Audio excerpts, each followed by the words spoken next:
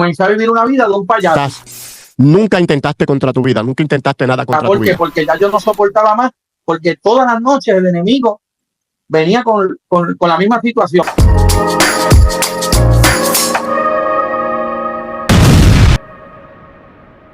En el día de hoy seguimos con la segunda parte de este testimonio impactante, cómo la vida de este hombre fue afectado por el maltrato recibido por su padre, quien era el pastor de la congregación, lo que le causa a este hombre alejarse del Señor y caer en diferentes vicios.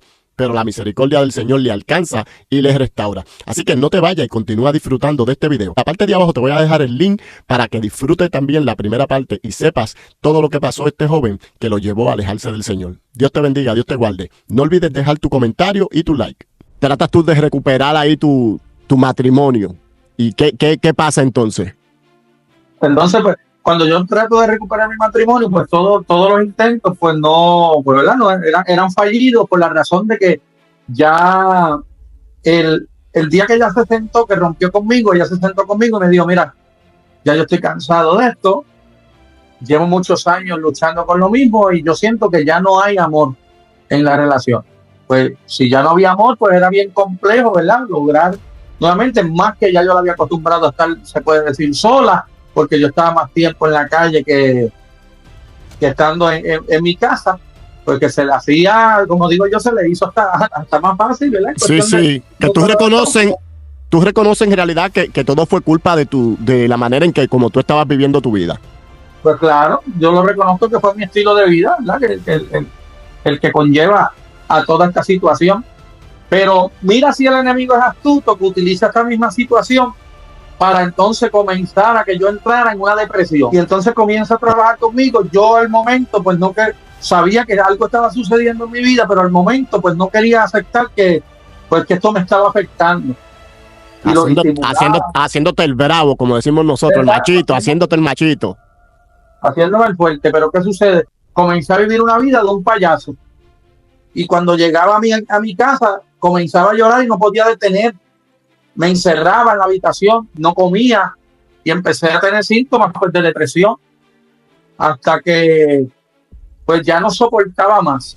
Y aquí es donde entra lo que estamos hablando, aquí es donde entra el yo hablarle al Señor para que me sacara de la posición que yo me encontraba. ¿Por qué? Porque ya yo no soportaba más, porque todas las noches el enemigo venía con la misma situación. Mira, quítate la vida, tú no sirves, mira, ¿para qué vas a seguir peleando? ¿Para qué vas a seguir luchando? Y esto era una lucha continua con mis pensamientos.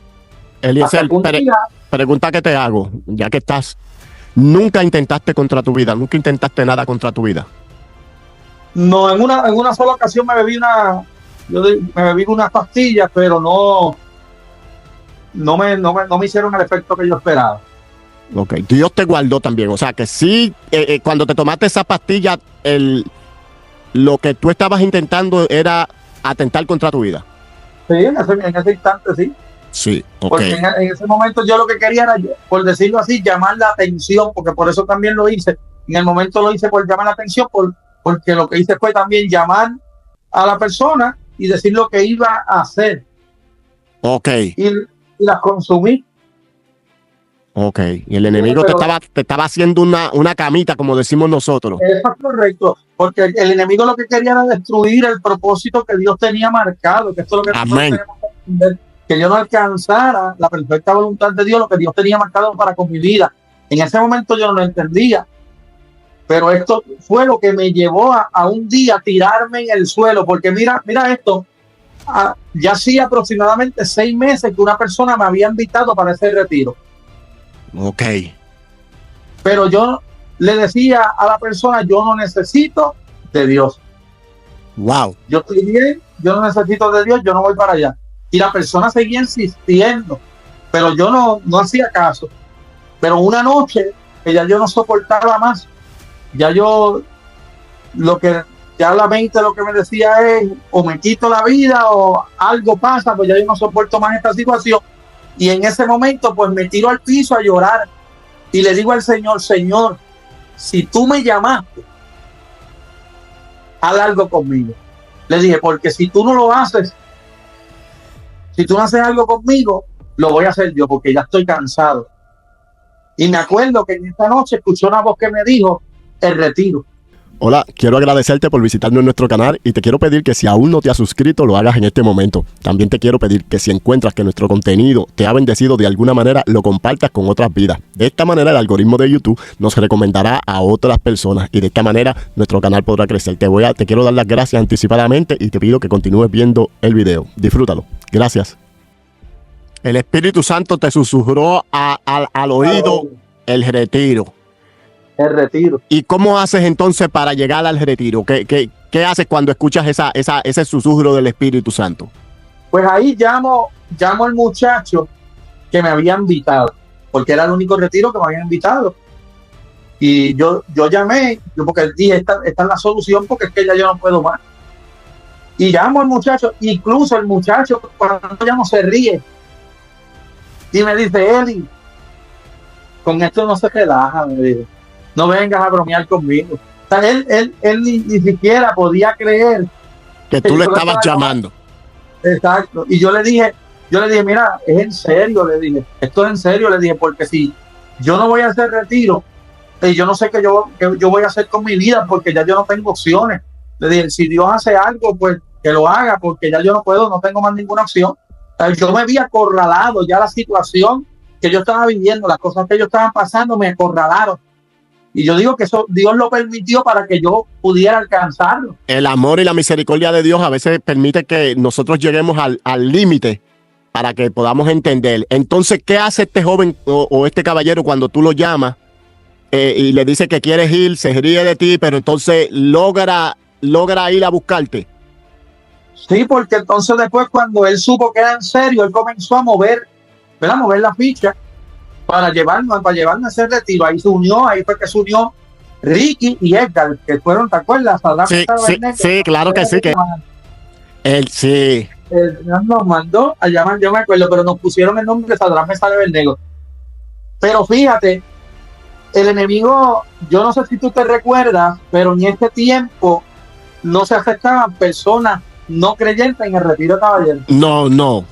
Yo recuerdo que ahí tuvo que ver mucho Edgardo Esquilín, que en aquel entonces era el presidente de la asociación, y fue quien tomó la decisión de decir, aunque aquí no se aceptan muchachos, Esquilín siempre le gustaba, ¿cómo podríamos decir?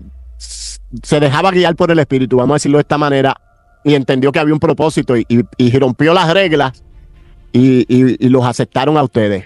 Sí. Yo me acuerdo, ¿verdad? Que en ese momento pues nos dijeron que no podían aceptarnos al comienzo. Y entonces me acuerdo que el hermano Raymond Vélez nos citó a su casa. Yo me acuerdo, nos citó a su casa y intentó de que nosotros nos convirtiéramos. Antes de para poder llevarnos, porque ya le habían dicho que no, ya no tenía opciones, que era el presidente de Caballero para ese tiempo. Pero él sabía que teníamos una necesidad y que necesitábamos llegar a este retiro. Y él movió cielo y tierra, me acuerdo, y logró que nos aceptaran bajo su responsabilidad, porque me acuerdo, él le dijo, mira, yo me hago responsable de lo que pase. Y ahí pues entonces logramos convencer y llegamos a ese lugar. Y antes de llegar a ese lugar, el enemigo nos puso 1000 trabas para que nos llegáramos. Wow, porque mencióname una de ellas. ¿Qué ofertas hizo el enemigo? Mencióname una. Bueno, el enemigo ofreció de todo, pero me acuerdo que cuando íbamos de camino ya para el retiro, llegamos tarde porque empezamos a conducir bien lento porque había una lucha de janguear esa noche. Porque habían llamado, ¿verdad? Unas personas habían llamado a mi amigo Ricky, me acuerdo, habían llamado unas muchachas. Sí. Para salir. Ajá. Entonces, pues, había esta lucha. ¿Qué hago? Nos quedamos, vamos a guiar, vamos a hacer esto, pues, porque uno está atado. Sí. El que está atado, no. A veces hay que comprender eso y a veces Dios nos deja pasar por eso para poder entender qué es lo que está pasando el que está afuera. Exacto. Entonces, cuando nosotros visualizamos esto, íbamos bien lento y siguiendo lo que hacemos, pero tomamos la decisión y dijimos, no, vamos a llegar porque ya hicimos compromiso y después que ellos hicieron tantas cosas por nosotros, después nosotros dejarlos apoyados y llegamos. Y me acuerdo que Raymond ya le había dicho a todo el mundo, mira, estos muchachos vienen atados, estos muchachos tienen prendas, estos muchachos tienen pantalla, estos muchachos no, quizás no van a hablar bien, no se sorprendan con ellos, trátenlos bien. Y ya había preparado el ambiente para que nosotros pues Sí, llegaran a ese y lugar. yo recuerdo que el recibimiento a ustedes fue un recibimiento bien agradable. Yo recuerdo, el trato fue, Amén. sí, el trato fue bien acogedor. Y ahí llegaron ustedes. ¿Y qué pasó cuando llegan a este retiro? ¿Qué tú empezaste a sentir? ¿Qué empezó a acontecer en tu vida, Eliezer? Yo te voy a ser honesto. El primer día, el viernes, yo te voy a hablar con toda claridad, yo no sentí nada. ¿Por qué no sentí nada? Porque pues no había, en ese instante, pues no, eran tantas las ataduras que no podía, Las como digo, yo cargas. no podía, eran tantas que no podía con ellas. Y entonces yo padecía de insomnio en ese tiempo, yo no podía dormir, que Dios me sanó de eso. Yo no podía dormir y yo tenía que obligatoriamente fumarme un tabaco marihuana antes de acostarme, Que era lo que te relajaba. que era lo que me relajaba. Entonces que yo, incluso el viernes último, el viernes fue el último tabaco, como se dice, la marihuana que yo consumí en el mismo retiro. Me escondí, me fui para el monte antes de acostarme, fumé y volví para la caseta para poder dormir. O sea que, aunque tú sabías que tenías una necesidad, las ataduras no te dejaban funcionar como tú querías. Eso es correcto. Yo quería un cambio, porque yo llegué al retiro ya con un pensamiento de que Dios hiciera algo, ¿me entiendes? Pero tenía tantas ataduras encima que no podía. No podías. Pero cuando me recuerdo que el sábado predicó Miguel Esquilín. Miguel Esquilín, sí. Predicó el sábado Miguel Esquilín, pero mira lo que Dios hace. Dios cuenta las 3 historias de nosotros en una prédica.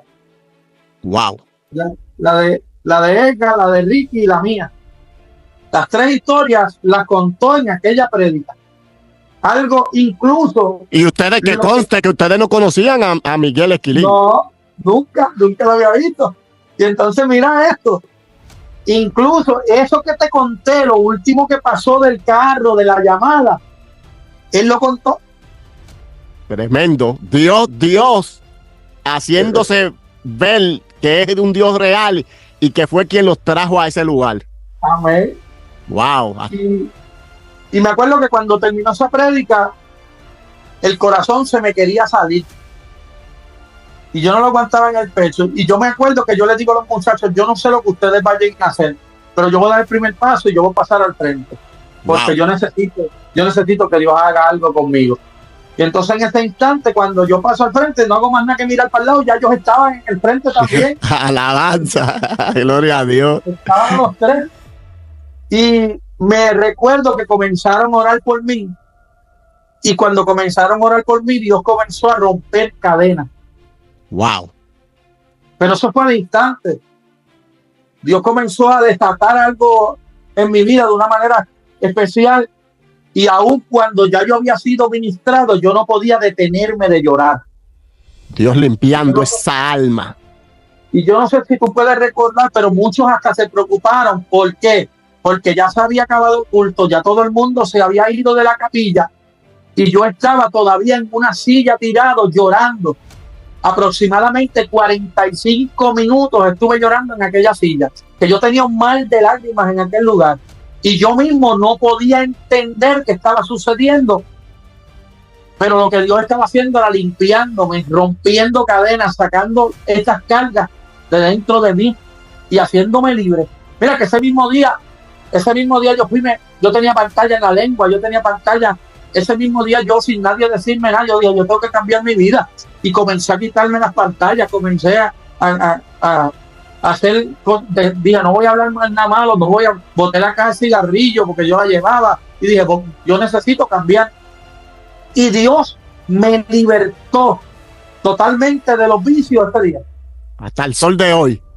Hasta el sol de hoy. A Dios sea la gloria. Al instante que yo Todos los años decía, voy a cambiar mi vida, voy a intentarlo y nunca podía. Y Dios me tocó de una manera tan extraordinaria que desde ese instante yo rompí con todo allí.